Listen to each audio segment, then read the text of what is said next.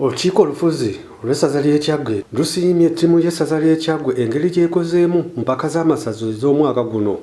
Ekiteeso ekisiime ttiimu y'essaza ly'e Kyaggwe kireeteddwa omukulembeze w'abavubuka mu ssaza ly'e Kyaggwe Bomboka Joseph ng'onaagamba essaza ly'e Kyaggwe ku luno likoze bulungi mu mpaka z'amasaza bwe gwe mulundi ogusoose tutuuka ku mpaka z'akamalirizo kuva empaka zo bwe zaatandikibwawo. Nga tutuuka ku mutendera gwe tuliko.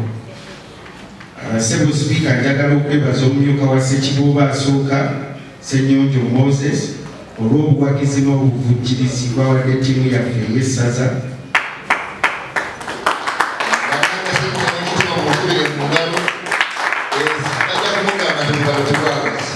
Ezo tezimumala wekitibwa Ssenyonjo. Njagala okwebaza omumyuka ow'okubiri owa Ssekiboobo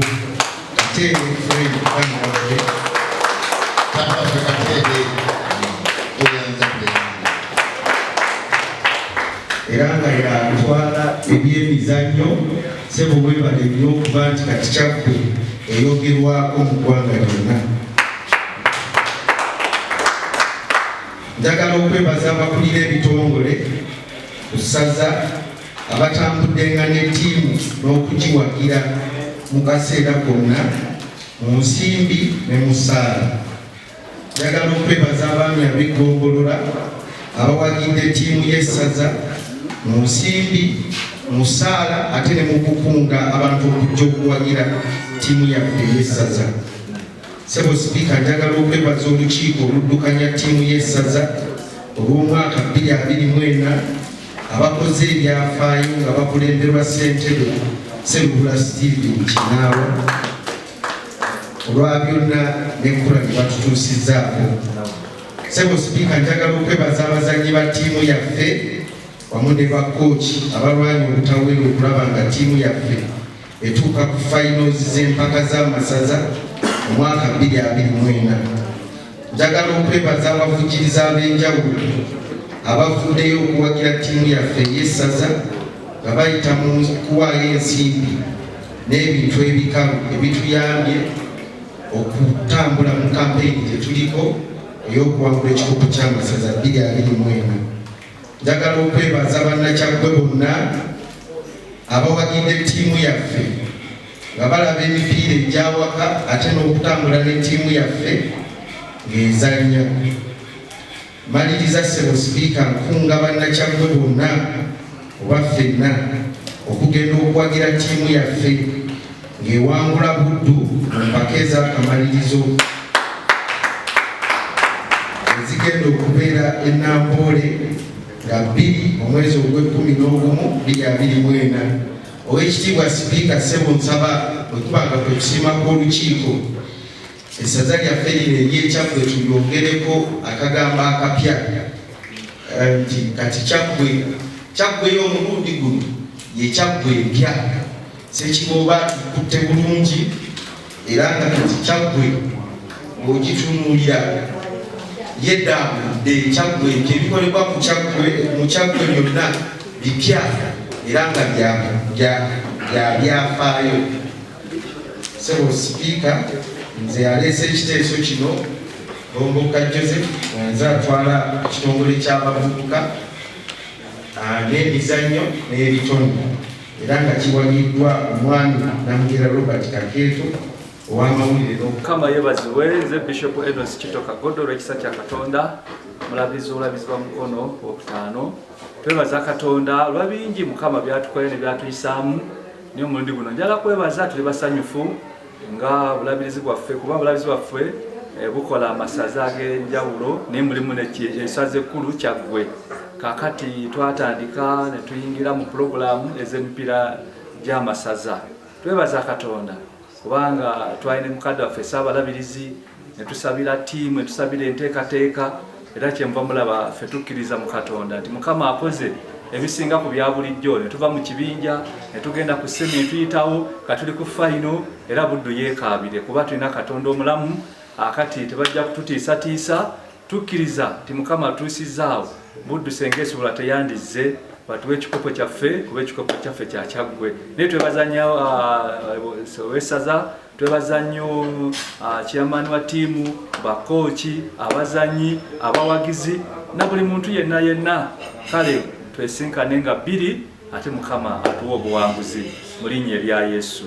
Ssekibo Vincent Mato bintu bizibu naye avuddeyo n'agamba guno omulundi asuubira Kyaggwe egenda twala ekikopo kyali omulundi ogusooka n'akunga bannakyaggwe bonna okuvaayo okweyiwa mu ssaawa Namboole okulaba nga bawagira ttiimu yaabwe ng'ewangula ekikopo kino omulundi gwayo ogusookedde ddala.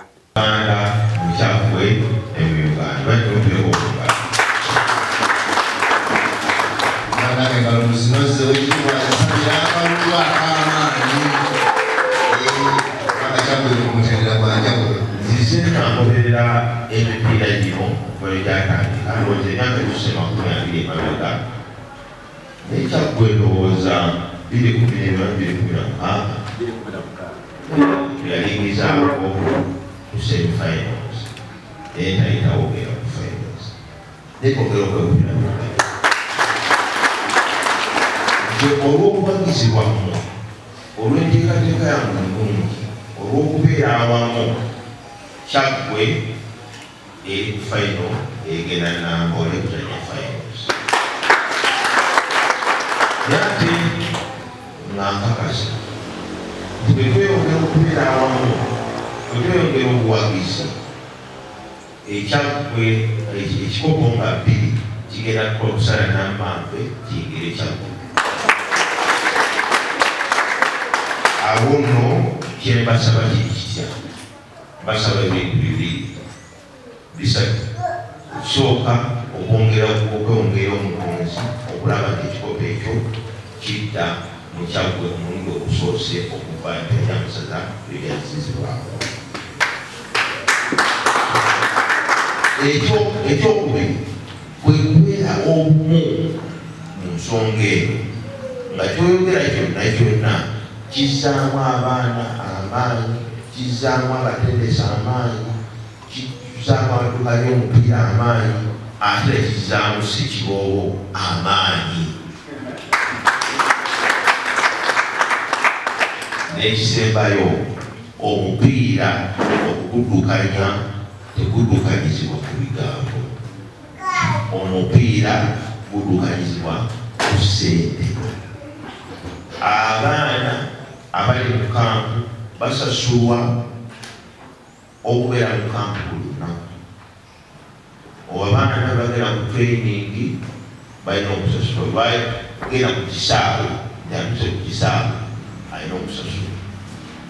Balina okuliisibwa obulungi emmere zizaamu amaanyi, si muwogo mukalu nantula.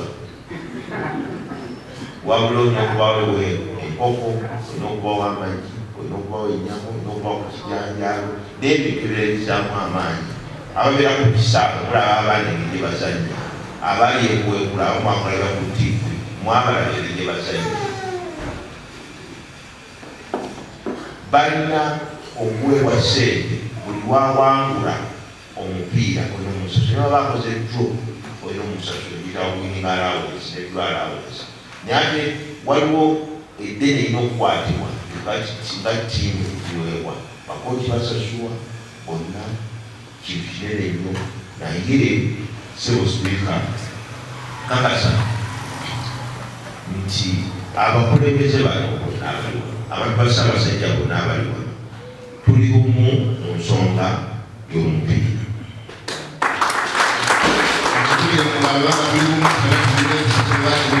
Era nga tugakubasaba tunagenda okuva wano waaki nga tuwezezaawo ssente ezimalako wiiki ng'emu nga bali ki mu kampu nga ziva mummwe abakulembeze.